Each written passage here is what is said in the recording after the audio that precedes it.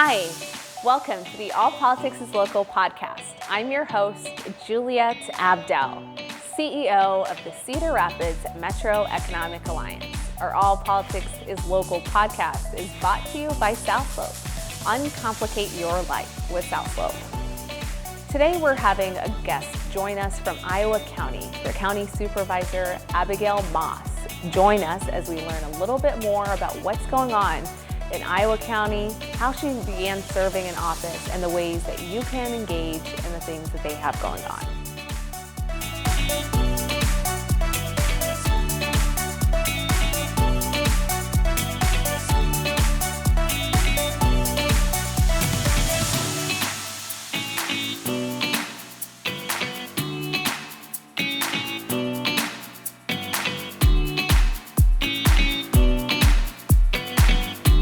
Abigail, I'm so excited to have you on here. Thank you for having me. Yes. I'm excited too. Yes, we're going to dive into who you are, your service for Iowa County, a little bit about the ways that people can get involved, things that they should be aware of that you've been instrumental in or have on your radar. And then we may start just chatting through the concept of this whole podcast and what that means to you. So let's just jump right into it. Yeah, let's go. Okay, so if I were to ask you, outside of being a county supervisor, who are you? Well, I'm a farmer. I farm full-time with my husband and father-in-law. Okay. I'm also a business owner. I own a flooring store and a horse boarding facility. And then obviously I'm a county supervisor as well. And it's been an interesting mix of both public and private sector and service and experience. Yes. And I feel like that's what really motivated me to even want to run for county supervisor, because when you pay those property tax bills as a farmer and a business owner, you kind of tend to get involved in where is it going and is it going where it should go. Right, yeah. Well, and I also feel like when you have the experience that you do of actually running a farm and a business, is that you're coming in with this knowledge from industry. And so you have more of that hands-on that you can relate to those that you end up serving. So that really begs the question of what was it that really drove you to run? Was it that property tax bill that had come and through, or was it something else that you saw that wasn't quite lining up that you wanted to try and shape?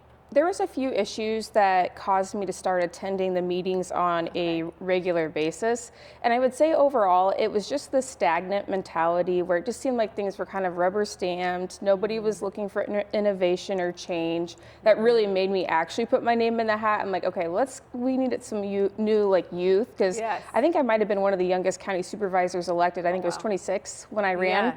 And so that was really exciting that I won and got in there. And then of course there was a little bit of resistance, because who's this young kid coming in and telling us how we should do this?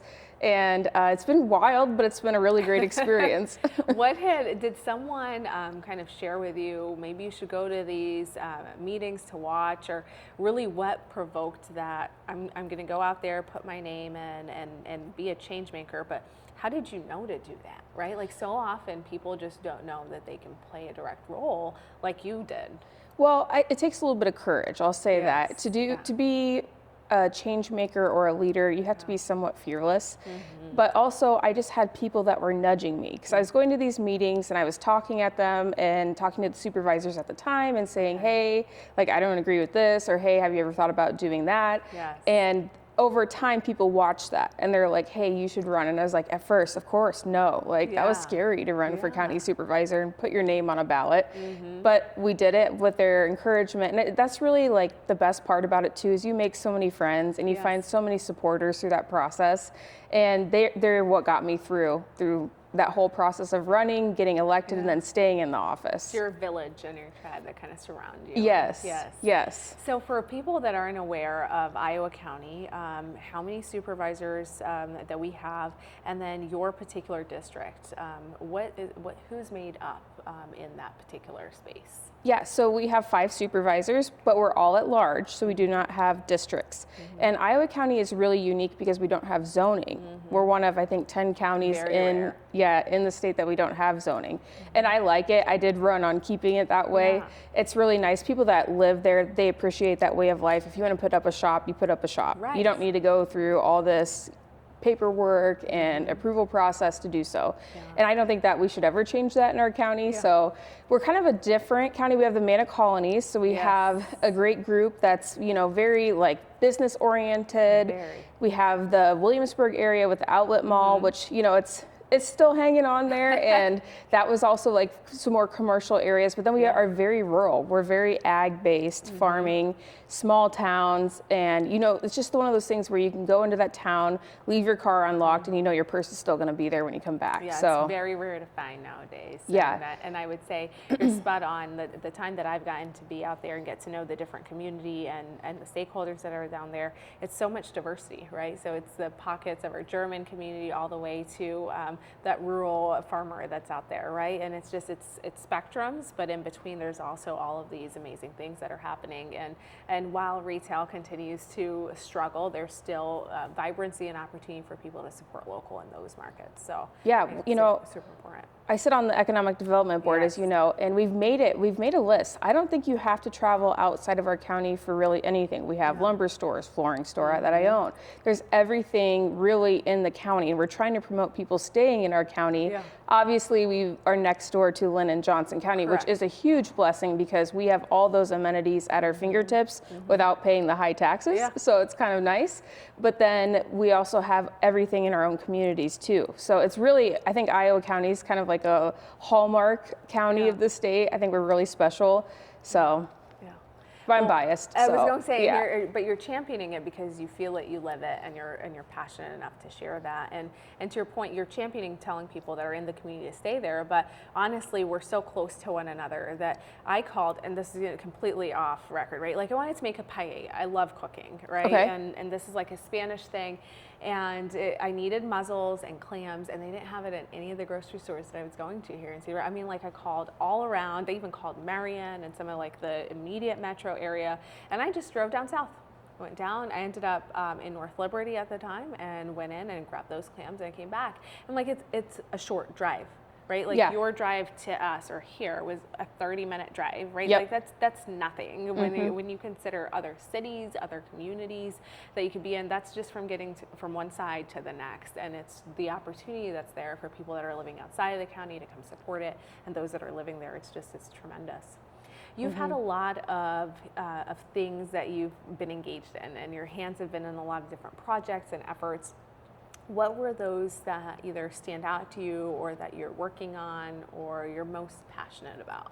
One thing that we really need to work on, and we've been trying to work on this for a long time, is the Amana exit off the interstate where we have the Wasserbahn that, you know, had the little scandal and got shut down, and now we just have this eyesore there.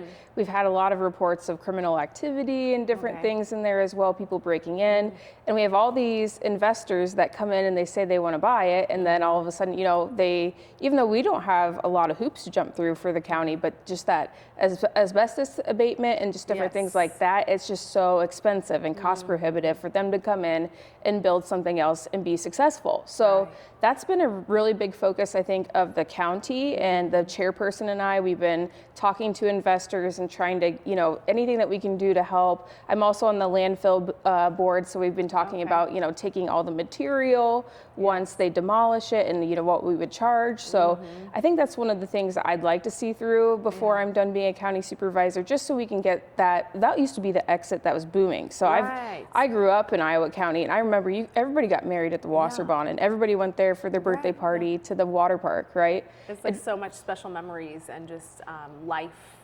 accomplishments that have been had out there. Yeah, so it'd be nice to get something there, or at least take it down so it's not such a eyesore. Because, you know, when you're driving down the interstate and you're thinking about going to the Manna Colonies, well, when you turn off that exit, you kind of might be like, ooh, what am I getting into? If you've never been, the Mannas are amazing. I know I'm biased too because I live outside there. Great, though. Yes, yeah, we're fans. They do quite amazing work, and in fact, they had their hotel and some of their amazing foods at the Relish the Region event that we had. It's so good. Weekends ago. And everyone that goes through those types of, and when they see them there, they're like, wait, where are you? You know, like, who are, and it's a great way for people to know, like, this is another gem that we have in our backyard. Just get in, drive down. Won't take you that long. Yeah. And you can go support them. So I think that's great that you have that on the radar. You mentioned the board or the landfill group that you are presently engaged with. What other groups or boards are you serving right now on? I'll have to think about this. Economic Development, the Emergency Management Commission, the Landfill Board, the Board of Health, And then I have a few that don't meet regularly, but they're like in-house appointments that, that I'm on. But those are my main boards that I'm on that I have like a monthly or quarterly meeting for. Do you feel like of those where there's most, I don't want to say like newsworthy, right? Like they're all impactful in themselves, but of those, where are you seeing like the most activity that's really taking place or taking up most of your time? Well, I mean, the Board of Health takes up a lot of my time, mainly because, and this is not an anomaly for that board, but I'm the supervisor representative amongst people that are not county supervisors, but they are either spending county dollars that I have to sign off on at the end of the day, or, going on policies that we have presented, So when there's like any kind of staff change or policy change that they want to do, I have to get really involved and advocate for the county end, right? So that one has been a lot, but that's, across the board, that's just the way it is. As the supervisor representative on any board, you kind of have to be the most active because absolutely, because you're it affects. Yes, it affects my re-election campaigns, depending on how much they want to spend, and Well, and you're constantly you are representing the full board in that room because it's just you, right? Like, so there's a lot more of that weight of carrying everyone's voice and everyone's accountability and ability to kind of monitor the costs and mitigate for budgetary purposes and all of the things that are in your wheelhouse. There are also county boards events that are put on, programs that you have from open houses to surveys, and community members can get active. What are the ways that you would recommend any community member to really start being more of a civically minded resident? Well, I would go off of whatever your skill set is. So let's say you're in healthcare. If I were you, I would start to attend some of these like Board of Health meetings or even some of the zoning meetings that involve environmental things. There's a lot of things that people could contribute their expertise to, and just as a public member. Most of us on all these boards, we have an area for public comment, but just go and look and see what people are doing, see if you agree with it, see if you could offer more, because I don't think that a lot of people pay attention to the other boards that we're all on. They might pay attention to the supervisors, the city councils, the school boards, but guess what? We're all involved in these. Yeah, or let's say you're a business owner, come to the Economic Development Organization and see what we're promoting. Maybe you can offer a little bit of expertise to help us pivot to a better project or a better idea. Yeah, I love that. So to you, when we talk about this podcast being branded as All Politics is Local, what does that really mean, or how does that resonate when you first hear kind of that type of a tagline or slogan? Yeah, well, politics are people, right? And when you run for an office, you are there to represent people, not to represent yourself, not to represent the organization. Like, I don't represent the county and the employees. I represent the people that elected me to that position.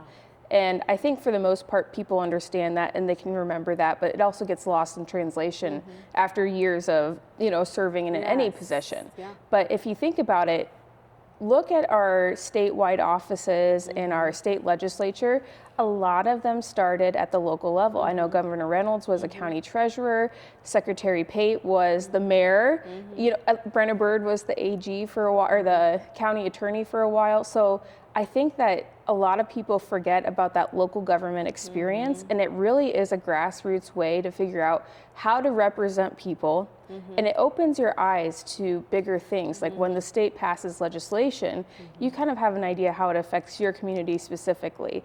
And I think that's what motivates people to run for a higher office, because you want to take that voice from Continue moving it up. But never forget your roots, that local root of Iowa County or whatever county you're from. Yeah, I love that messaging. We've talked a little bit about your journey into office, the things that are exciting on your radar, ways people can engage, what our podcast concept's all about. Is there anything else that I haven't asked you that I should have been asking, or that you want to get out there for our audience? Let me think on that. I would say the biggest thing is for getting people engaged in their local government. I know it's overwhelming. So it's hard to keep track of what your school board's doing, what your city council's doing, what your township's doing, what your county's doing. So it's really hard to keep track of all that. But find one thing, maybe make a pact with a friend, like, hey, I'm gonna watch the county, you watch the city, and then we'll kind of, converse and compare notes. And even then, like, don't be afraid to talk to, like in my county, if you live in Williamsburg, talk to somebody from Ringo and be like, hey, what are you guys doing there? I think the problem with local government sometimes can be that we all want to build little silos. Oh yeah, they love isolation. I would say it's not an anomaly to government even, right? Like it's to communities in general. It's and you can be proud of who you are, where you come from, grow your own, grow your backyard, but still be supportive of others and cheerlead when others are doing well too. Right? Yeah, and when we collaborate, we all win. So much that gets done. Yeah, that's my big promotion with local government is we've got to start collaborating together, county to county, county to city, city to school, but we also have to start collaborating with private entities as well. As a business owner, I know that we run things quite a bit leaner than government does, so we can take a lot of notes. There's a lot of things that the private sector can do much more efficiently, but you have to be open to those ideas. And I think that's starting to open up. People are starting to become, I would say, more receptive to collaborating, especially as property tax relief legislation has come down the pike. You kind of have to start thinking outside the box, and I don't think that's all bad. But I think that, I hope that people start to look at each other and shake a hand and say, hey, let's help each other out. Excellent. Everything you said, yes, I hope they take notes. Your commission meetings take place, how frequently? Are they also online for people to watch? They are online. They're every Friday morning. So I did ours this morning. It was a nice short one, thankfully, and then came up here. But yeah, we have it every Friday morning, and people can come. You can watch online on YouTube. You can submit written comment. We're pretty transparent in our county. That was something that I actually did as a county supervisor when I first got elected. I said, we got to start putting these things online because people don't have time, especially who's going to take off on a Friday morning to come to our supervisor meeting, but they should be able to watch it or watch it over the weekend and know what's going on. It's actually been helpful for accountability as well for the board. Because you're aware that it's, being videographed and being streamed, and so you're more willing to ask and probe those questions and share more. Yeah, I think so, but it's also, we can go back. Okay, what did we say? From the previous time. Because before it was kind of just a he said, she said. I didn't say that. Well, I think you did. You're on record. Everything's on record now, which is how it should be. Absolutely. Thank you so much for spending some time with us. Our podcast has started this year. 2026 was our first kind of getting this off the ground, and our goal is to continue to reflect on all the amazing community partners that we have, all the counties and their amazing assets, and their elected officials. And so the thought will be, at some future point that we bring you back on, we do some more deeper dives on the things that are happening right at that point. But I thank you so much. I'd love that. Yeah, thank you. Yeah,